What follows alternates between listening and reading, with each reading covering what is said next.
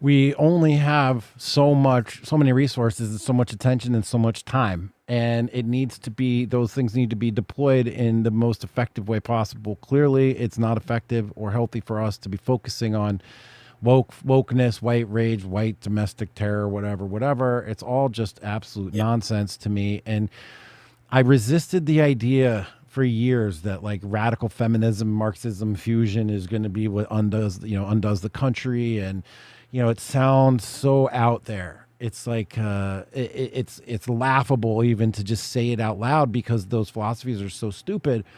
But yet here we are. I'm reluctantly dragged kicking and screaming to the conclusion that our entire government, all of our institutions, the military, the education, media, corporations, everything that gave us meaning, safety, security, education, entertainment, all of them are completely 100% occupied, captured, taken over, distracted from their mission, and focused on this thing that's a boogeyman that doesn't really exist, that's actually designed to tear the country apart. So they're all doing their part in destroying America.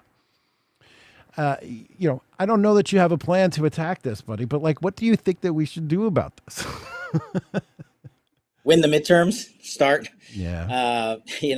start holding the media accountable for their outrageous conduct.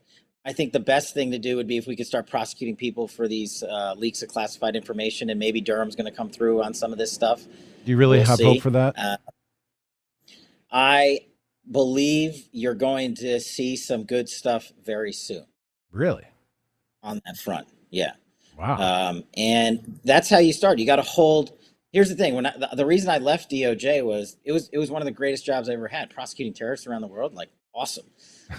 But that mission is great. But I said, hey, what about when DOJ, and before that I was a public defender, and I would catch cops and FBI agents, some of them, and prosecutors lying to a court on a case, withholding exculpatory information or something like that. I'm like, who's holding those guys accountable? Where's the internal accountability for when the few in DOJ and FBI and elsewhere? That's what America craves more than anything else. How do we hold them accountable? And that's what's ticking off, I believe, most of America, because the government has failed in that regard. And I hope Durham can give them a piece of that back. But I think there's a bigger fight. You ask how we do that. That's how we do it, or that's what we should do. How we do it is you have to have the gavels in Congress. You have to have the White House. It's a process that takes time, and you got to educate America on all of it, like you're doing. And I'll be here to bore your audiences to sleep from now until the end of time. But Dude, you're one of the favorites that we have on the show. You've got all of the receipts, the knowledge, the experience. You're also quite charming, down to earth, and 100% relatable. I think that's what people really like is, and I know I do, is that I really appreciate. I mean, we're practically the same age. We grew up in the same time period in this country. We have the same vernacular and like slang, and it's like we are actually the guys now.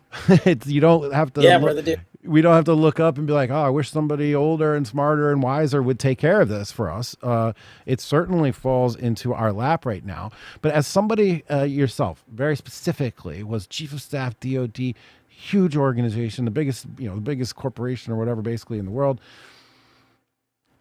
If all this stuff is woven into the fabrics of the institutions, that's a much bigger thing to eradicate than just changing a policy, changing a law, passing a new act, closing, whatever. I'm afraid that it's so endemic to these institutions now that they just have to be torched. I mean, I you think think reform is personnel, possible? yeah, with the right leadership, right? And I Yeah. don't think, and I think this is one of the things the Trump administration learned the hard way, is that personnel matters, and not just at the cabinet level, but 2, 3 layers below it, undersecretary level, assistant secretary level, the deputy level. It matters. And the next go around, hopefully, when there's a change in administration in 24, you can reform these agencies, because as we learn, be it Russiagate, be it Afghanistan, what have you, it wasn't entire bodies of agencies and departments. It was the corrupt leadership, like a James Comey, like a Milley, that were doing these things, like an Andy McCabe, or like the Bruce Orrs of DOJ. It was people that you never thought could rise to that level of leadership, corrupting America by their crooked activities. And that ties into the accountability we need for them. But I think that the change is possible because you can choose the people you put in those positions. And the 98% below them, those guys are awesome. I worked with all of them. They're great Americans. They'll do the mission, but their leadership led them into crooked activity, and you have to hold that leadership accountable. And you can replace it when you win. Right. To the extent that you can answer this question, I would appreciate it. It's very clear that Joe Biden and the Biden administration knows that what they're doing is unconstitutional when it comes to things like the CDC foreclosure stay, like the foreclosure ban. They literally come out and say, I don't think this is constitutional, but we're going to do it anyway. And there have been other instances in which they behave in this way that's obviously extra constitutional.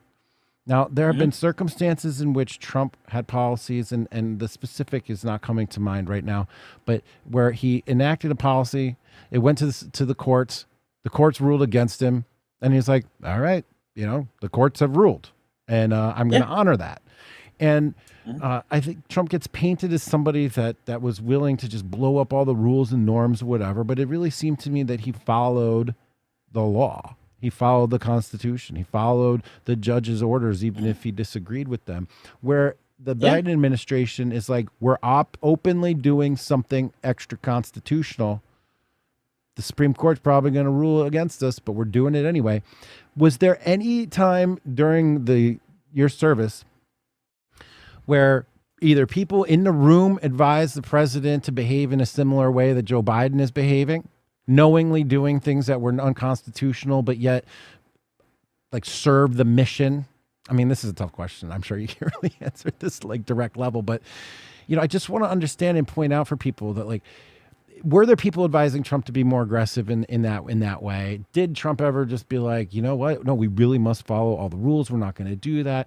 Just help us with some color, because Biden's team doesn't care, and then the people don't seem to care. And they're flaunting the Constitution. They're looking pretextually to find ways to do executive orders and mandates that supersede the legislature and open debate and vote and such. That's why all these mandates come from the CDC. That's why they come from OSHA.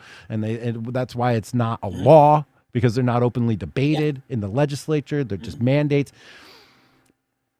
Did Trump ever think like this? Are people around him thinking like this? Did you guys put effort into how do we game the system as best as possible? Are there blurry lines that we can step over? Is this something that we need to do to save the Constitution, even maybe by not adhering to it exactly in these circumstances? I realize tough questions, but like, what's your general take on that? And if you can give us any specifics, I'd be happy to hear.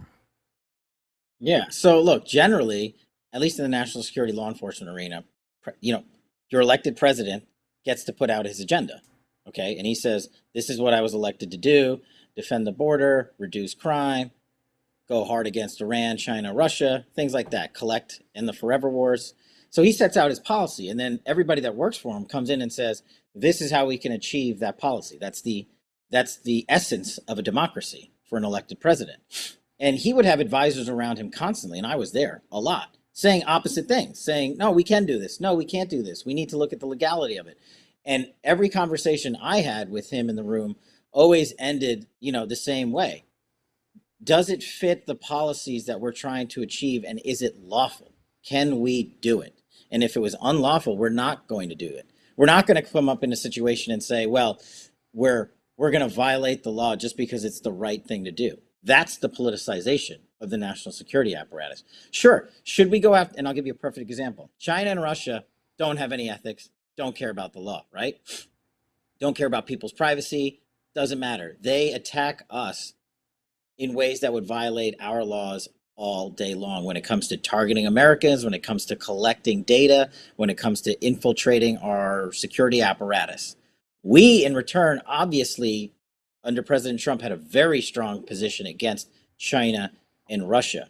Now, could we break the law and achieve a better security posture against them to protect Americans? Sure, but we never did that under Trump. It was find the right way to do it, the lawful way to do it, even though that way was 10 times harder and took a lot longer. That's the best example I can give you of he could have just been like, forget that. Let's just go break these rules. No one's ever going to know about it, and let's go do what we need to do against Russia, China, and Iran. And he never did that, not once. Talking to you at once makes me feel very sane, also makes me feel very crazy, because how is it in my head, you know, and in the media and in the stories and in the minds of my family members and my old friends and whatever, people that will tell you that Trump is the one that trounced on the Constitution, Trump is the one that broke all the norms, Trump is the one that acted illegally, when these stories that you're just telling me confirm everything that I have seen, evidence of the Trump administration complying with judicial law or reviews, et cetera, court cases rather.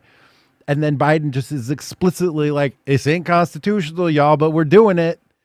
And yet that just doesn't like get processed. It just doesn't get internalized by people. And, I don't know how to remedy that. I guess just we have to keep talking, keep putting the message out there. Yeah. But I fear though that you know, people's like perception generators are just totally biased and tribal, and no matter what your guy says, it's going to be the right thing.